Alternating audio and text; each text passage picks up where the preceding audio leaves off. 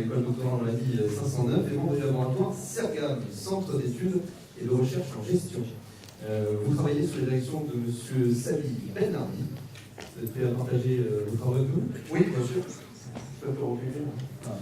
Merci. Alors, je rappelle le titre de votre thèse qu'on peut lire juste derrière. Essai sur la performance sociétale des entreprises dans un contexte international, une approche pour les modèles de capitalisme. Vous avez 180 secondes. Alors, le micro bien. Ça saute un peu, mais ça arrive. On est bon. Ouais, bien. Vous êtes une très bonne présentation, vous avez 180 secondes.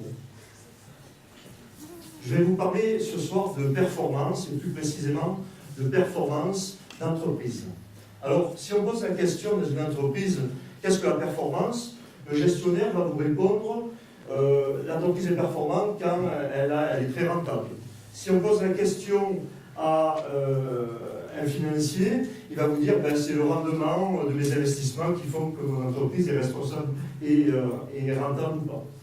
Alors, moi je ne travaille pas sur ce qu'on appelle ici la performance économique et je travaille plutôt sur la performance sociale et sociétale.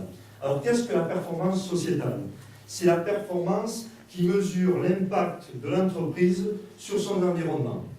Alors, l'environnement de l'entreprise, c'est à la fois, au sens large du terme, c'est à la fois en interne, ses salariés, mais c'est aussi tous les acteurs qui transitent autour. Vous avez les banquiers, vous avez ses fournisseurs, vous avez les fabricants, etc. Alors moi, je mesure la performance sociétale au travers de différents éléments et 3 axes d'études, de recherche et de mesure se mettent à jour. Le premier axe, c'est l'environnement. Je vais utiliser des données environnementales et la performance de l'entreprise environnementale, c'est par exemple celle qui va réussir à limiter ses déchets. Deuxième axe, c'est l'axe social. Une entreprise performante, c'est celle qui va par exemple réussir à donner à ses salariés de bonnes conditions de travail. Et le troisième axe, c'est l'axe de la gouvernance.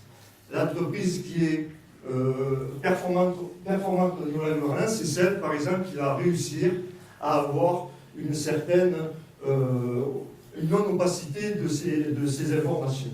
Alors, pour travailler là-dessus, j'utilise des bases de données qui sont issues d'agences internationales et qui me permettent de rechercher des leviers qui permettent aux entreprises d'être performantes à la fois au niveau économique, mais aussi au niveau sociétal.